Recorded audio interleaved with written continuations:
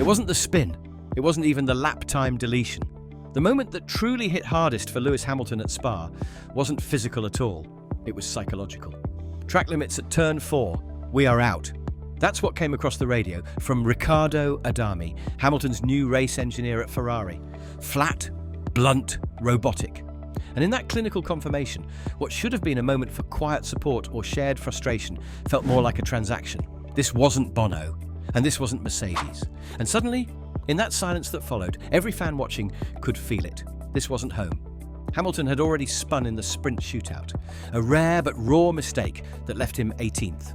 Then came Q1 proper, where despite putting in a lap time that should have been enough to escape elimination, it was ruled invalid. Track limits. Turn 4, gone. P16. And just like that, the 7-time world champion, in a car that should have made Q3 on merit, found himself eliminated in the opening session for the second time in a single weekend. Unheard of.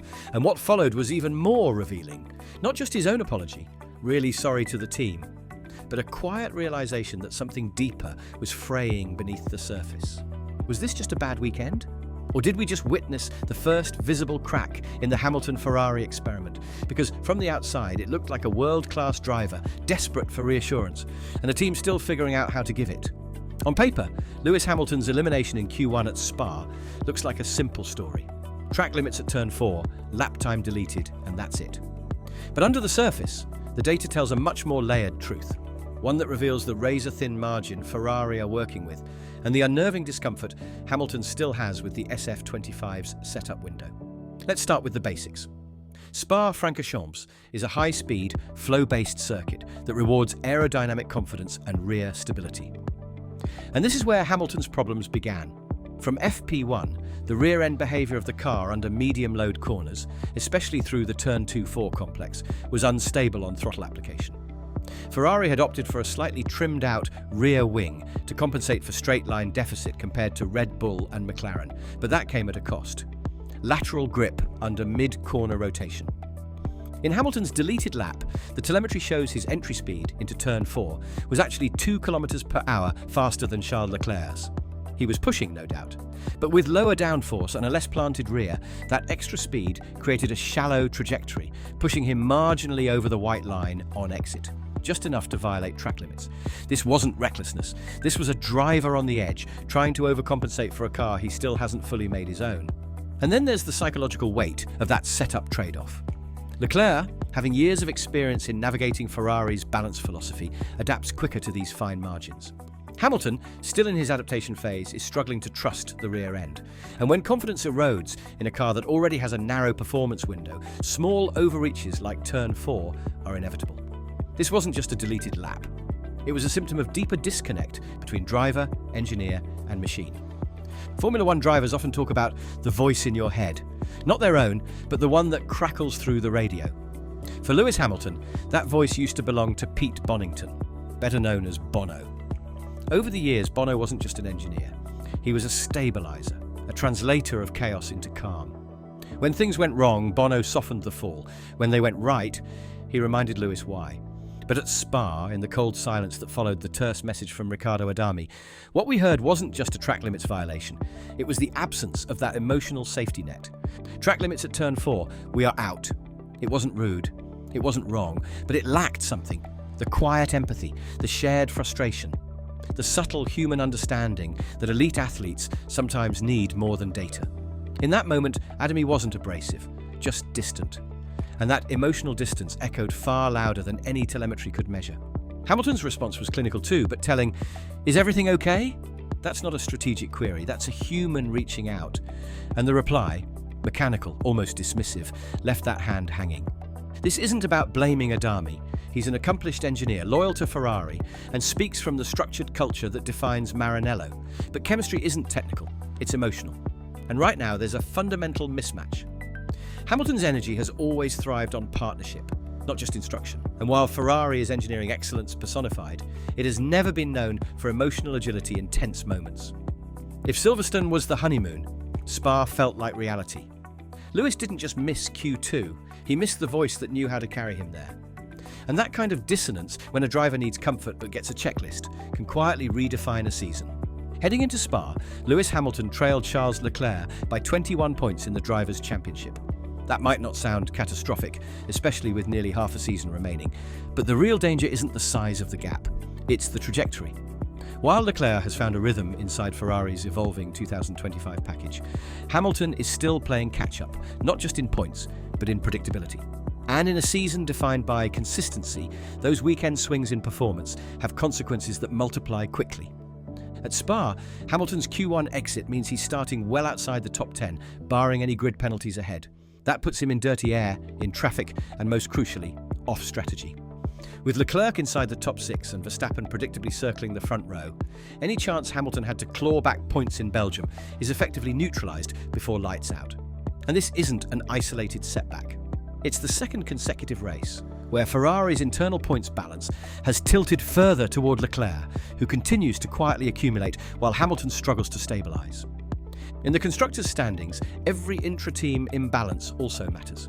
Ferrari is locked in a tight three-way fight with McLaren and Red Bull. A weekend where Leclerc bags 10 points and Hamilton brings home 2, or none, isn't just a statistical footnote, it's a strategic liability. Because while Hamilton adapts and rebuilds confidence, Ferrari can't afford to lose ground to teams whose two-driver lineup is executing in sync. The margins in this championship aren't measured in seconds, they're measured in harmony. And right now, Ferrari is playing with one ear slightly out of tune. There's a pattern that follows every elite driver who joins Ferrari. From Alonso to Vettel, and now Hamilton, the early chapters are almost always the same. Fanfare, promise, and the magnetic romance of red. But the deeper story, the one they don't tell in unveiling videos, is what comes next. Integration, trust building, and the silent wrestling match between the Ferrari system and the instincts of a driver used to leading it. And that's where history starts to echo through Hamilton's Spa weekend. Sebastian Vettel walked into Maranello in 2015, hoping to recreate the magic of his idol, Michael Schumacher.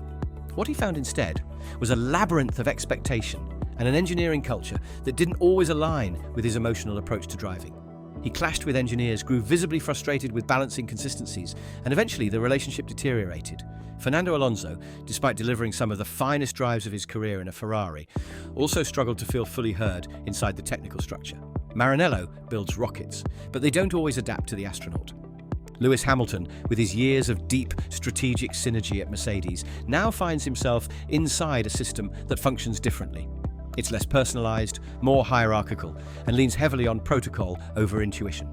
Engineers like Riccardo Adami have been part of Ferrari's DNA for over a decade. They execute to perfection. But emotional communication has never been the team's hallmark, and that's where the tension lies. Because Ferrari doesn't just require skill, it demands adaptation. And for Hamilton, this weekend felt like a familiar warning from the Ferrari history books. Even the greatest talents can get lost in the maze, not from lack of speed, but from a lack of fit. If Spa exposed anything, it wasn't just Ferrari's fragility under pressure. It was the urgency of alignment. Because with Monza looming and McLaren gaining ground, Ferrari has little time left to recalibrate. For Lewis Hamilton, that means more than just dialing in front wing angles or rear ride height. It means rebuilding psychological stability within the team, starting with the man on the other end of the radio. Riccardo Adami isn't going anywhere. He's a Ferrari institution, formerly Vettel's engineer, deeply embedded in Maranello's hierarchy. But his communication style, precise and no-nonsense, is tailored for engineers, not always drivers who feed off rhythm and reassurance. For Ferrari, the task now isn't to change Adami, but to soften the interface, to bridge the emotional gap that has quietly widened between Hamilton and the voice guiding him through battle. Then there's the technical equation. Ferrari's 2025 car thrives when the rear end is planted, and when the setup is tailored aggressively toward Leclerc's driving style. But to keep Hamilton competitive, especially at high-speed circuits like Monza, the team may need to compromise, potentially building in more mid-corner stability, even at the cost of a few top-speed delta gains. It's a delicate balance between raw pace and driver confidence. Because if Monza becomes another Spa, another misfire, another miscommunication, then Ferrari won't just be risking points. They'll be risking the trajectory of the entire Hamilton project. And in a season this tight, one more wrong weekend could trigger ripple effects that no simulator can predict. Years from now, no one will remember the sector times from Spa 2025. They won't quote the delta at turn 4 or the precise margin by which Hamilton missed Q2, but they might remember the silence. Because what unfolded on that outlap wasn't just a failed qualifying, it was a moment that quietly captured the deeper complexity of Lewis Hamilton's Ferrari chapter. The moment when a driver who built a legacy on synergy and trust suddenly found himself out of sync, with no Bono to steady the nerves and no warmth to soften the blow. If this partnership is going to succeed, truly succeed, it must evolve from more than just mutual respect. It needs emotional fluency. Ferrari can build speed. That's never been in doubt. But building trust, adapting to the rhythm of a new driver, and crafting a race day environment that allows for vulnerability as well as performance, that's the real challenge. And for Hamilton, who has spent a decade being heard, not just managed, the success of this project will depend on whether Ferrari can meet him there. This wasn't a terminal moment. Not yet. The points are recoverable. The pace exists, and Hamilton remains one of the most technically gifted drivers on the grid. But Spa will linger. Not as a disaster, but as a reminder. A signal that in Formula One, talent alone isn't enough. Not at this level, not at this stage, and especially not in red. Because legacy isn't just what you win, it's how you get through weekends like this.